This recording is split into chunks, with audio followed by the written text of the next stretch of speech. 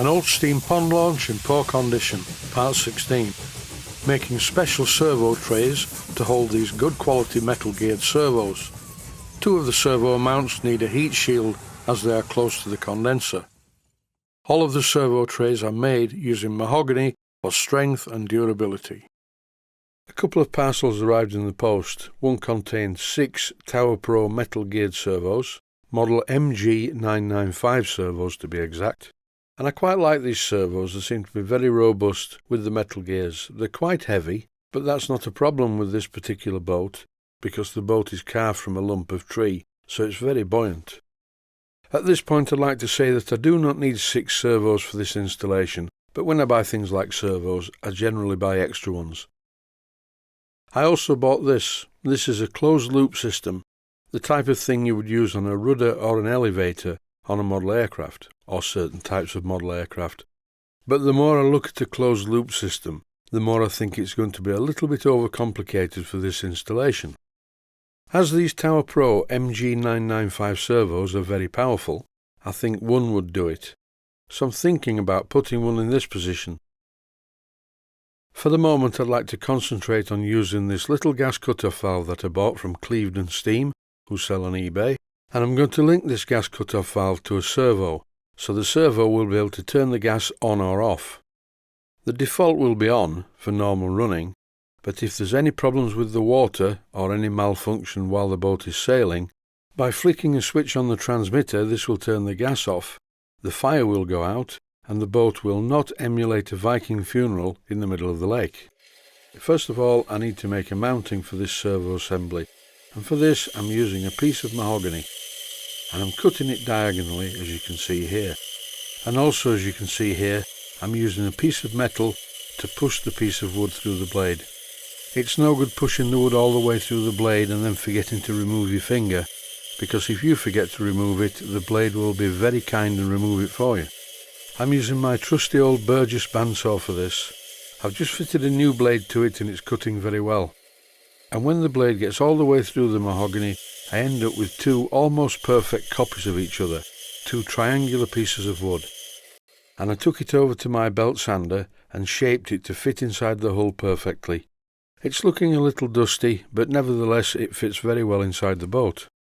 I'm using my little craft knife to just make a scratch in the paint, so I know roughly where it's going to go. What I'm trying to achieve is to make the servo perfectly vertical in the boat. It doesn't need to be, but it just looks better that way. I cut a couple more pieces of mahogany in the shape of these 2 rectangular blocks. These will support the servo. So I'm going to start by fitting the first of the blocks to the tapered base. So to start with, I'm going to stick them together using cyanoacrylate adhesive as usual. But I'm not just going to rely on the cyanoacrylate adhesive, these are also going to be screwed together. So the whole construction, when it's finished, will be very strong indeed. I'm sticking the parts first and I'll put the screws in later. I'm just checking that everything's square.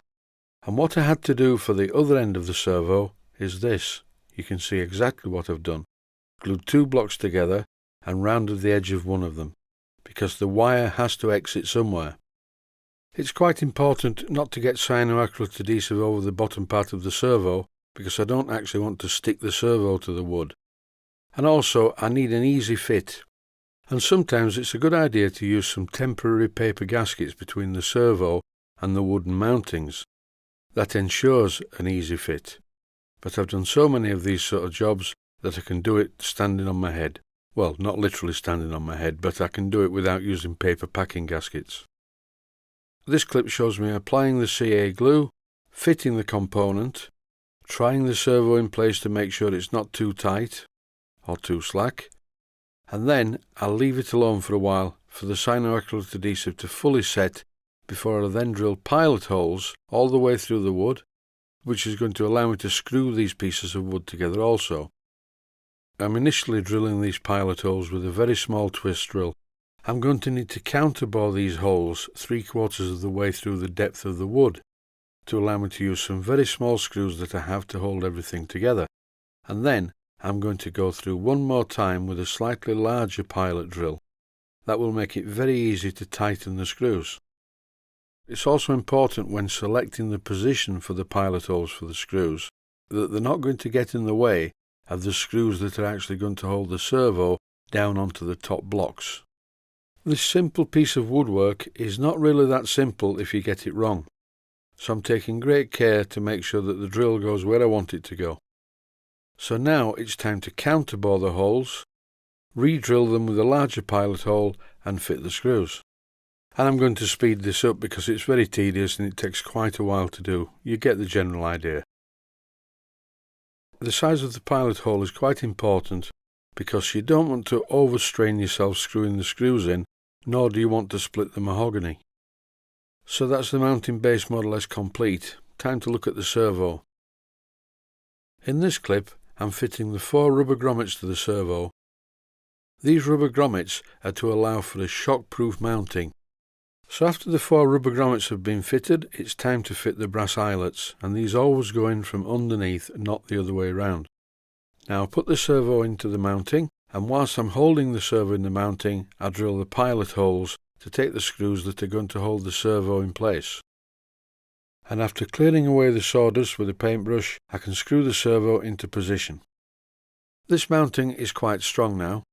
It's time to mount the gas valve. The whole point of putting a servo on a mounting is not just to make it look pretty, it's to operate this gas valve.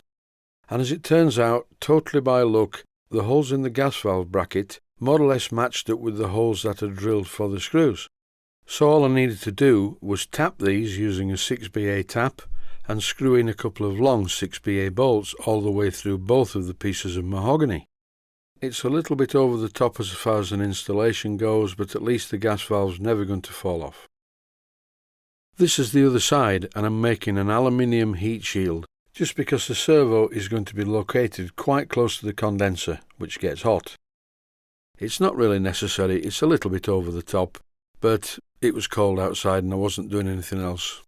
I've fitted standard rubber grommets, and they're firmer, because don't forget this servo is going to have to push against the valve, so I really don't need the facility for it to move around. Here's the assembly almost completed. The gas valve's the wrong way round, and all it really needs now is a link arm between the servo arm and the arm on the gas valve, which needs to be turned at 90 degrees from where it is currently. That's it for now. Thanks for watching, and I hope you found it useful.